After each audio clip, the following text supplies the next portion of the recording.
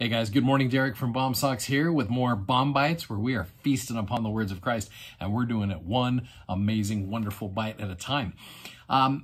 For today, I want to rewind back to an experience I had, gosh, it's been like 20 years ago. I remember my wife sent me to the store to go pick up some rice, and I hadn't really purchased rice a lot. I didn't shop for it a lot. So when I got there, I see all of these various different kinds of rice. I mean, you have everything from long grain rice to wild rice to basmati rice to jasmine rice. I had no idea what to get. So I just picked up this stuff right here. It looked pretty good.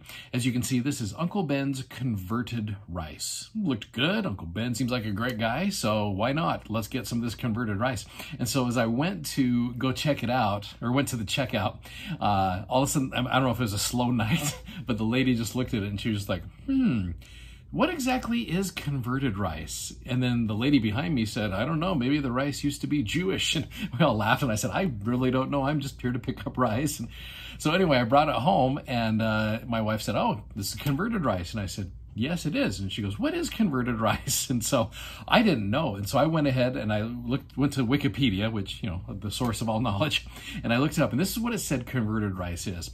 It says, brown rice is generally the healthiest form of rice, but most of the rice that we eat has been bleached and enriched and is not as healthy as brown rice. However, converted rice is rice that is changed and engineered to be healthier by the elements that are placed in it.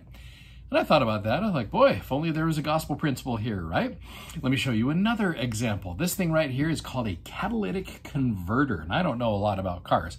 And so, but I remember we had to have one replaced on our car, and I wasn't sure what it is. So once again, Wikipedia taught me that a catalytic converter is a device that is designed to take out impurities from the vehicle, so its output is much cleaner, therefore making the air and the atmosphere around it cleaner.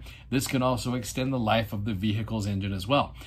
And so when you combine both of those together, you've got something that needs to be changed. And once it is changed, it appears to make everything around it much better. So as you're looking at that, yeah, there's a definite gospel principle right there. We're talking about the principle of conversion. Particularly in the scriptures, it talks about being converted unto the Lord. And, we just gone through the story of Ammon and Aaron and that whole King Lamoni's household and that whole area right there that became converted unto the Lord. And so I want to introduce you to the converts here. So the converts, these verses right here are great verses to study as a family. You can study as an individual. It should only take you a couple minutes.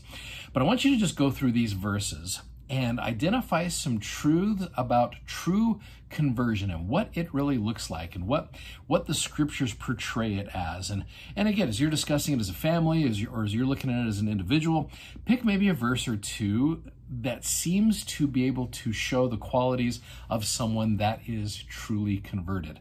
So I think these verses right here will help you. So take a few minutes and do that, and I'll give you an example, and then we'll finish right up. Enjoy. So the one I decided to pick is in Alma chapter 23, verse number 6. And as you look at this verse, it says, and as sure as the Lord liveth. Now this is talking about all the people of King Lamoni's household that Ammon had helped teach. It says, as sure as the Lord liveth, so sure as many believed, or as many as were brought to the knowledge of the truth. Now let me pause right there, because I want to rewind all the way back to Mosiah 27, where it was interesting how when Alma the younger and all of his buddies, including Ammon and Aaron and others, were going about causing problems, Alma the elder prayed that Alma and these others would be brought to a knowledge of the truth. And it's kind of cool when you think about this. They were brought to a knowledge of the truth. That's what the angel shows up and he says, I am here because your father prayed me here. And he wants you to gain a knowledge of the truth. And Alma and the others surely gained a knowledge of the truth. And what did they do?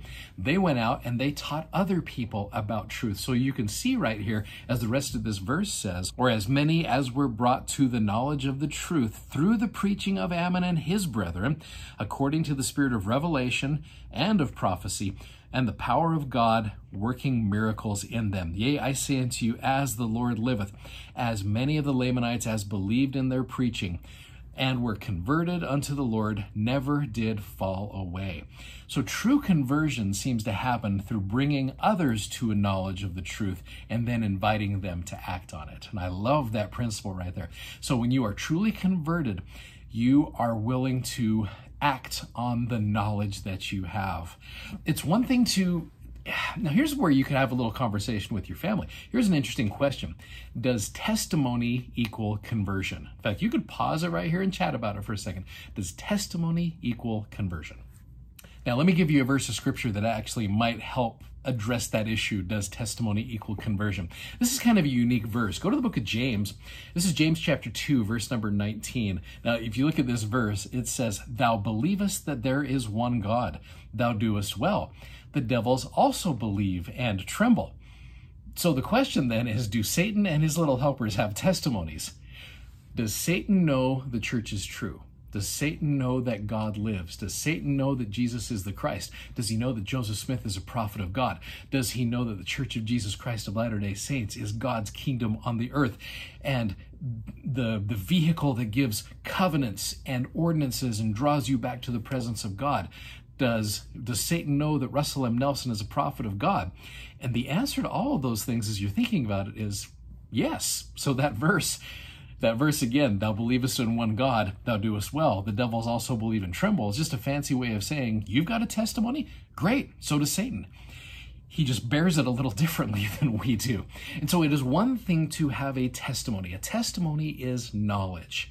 But conversion means you are willing to act on that knowledge. And that's what I really believe the difference is.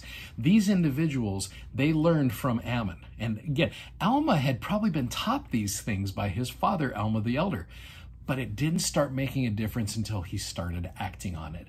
So I really believe the difference between testimony and conversion is your willingness to act on what you know and see where it takes you right there. Because we can believe all day long, but it's not going to make a difference until we do something about it. So I think that's one of the things that really shows true conversion right there. So that just gives you a little bit of an idea of the people that we are working with right here, these wonderful Lamanites.